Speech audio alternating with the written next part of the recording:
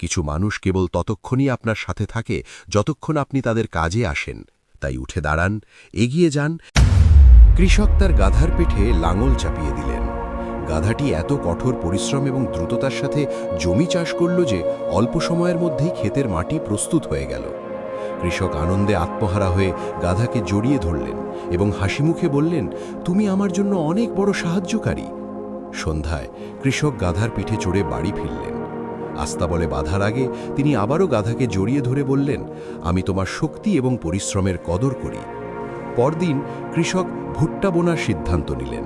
তিনি গাধার পিঠে ভুট্টার বীজের 2টি বস্তা চাপিয়ে দিলেন।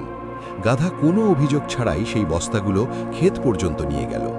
কৃষক আবারও তাকে জড়িয়ে ধরে বললেন, তুমি আমার সবথেকে ভালো সঙ্গী। সময় গড়াতে লাগল এবং ফসলের কাটার মরশুম এলো। কৃষক গাধার পিঠে ভুট্টার ভারী ভারী বোঝার একটি বিশাল স্তূপ চাপিয়ে দিলেন। সেই দিনই প্রচণ্ড বৃষ্টি শুরু হলো। নদী পার হওয়ার সময় গাধার পা পিছলে গেল। ভারসাম্য হারিয়ে সমস্ত ফসল নদীতে পড়ে গেল।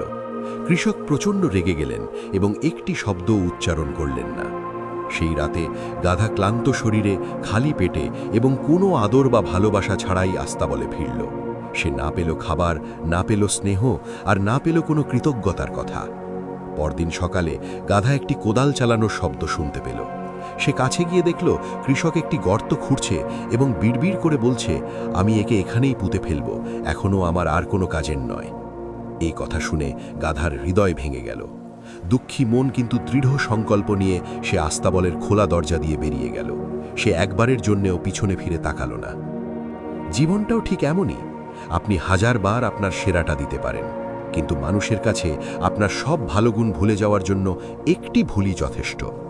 আপনার মূল্য এই বিষয়ের উপর নির্ভর করে না যে কে আপনাকে ধন্যবাদ দিচ্ছে বা কে আপনাকে অবহেলা করছে, বরং আপনার মূল্য এই বিষয়ে যে সৃষ্টিকর্তা জানেন আপনি কতটা সততার সাথে কাজ করেছেন।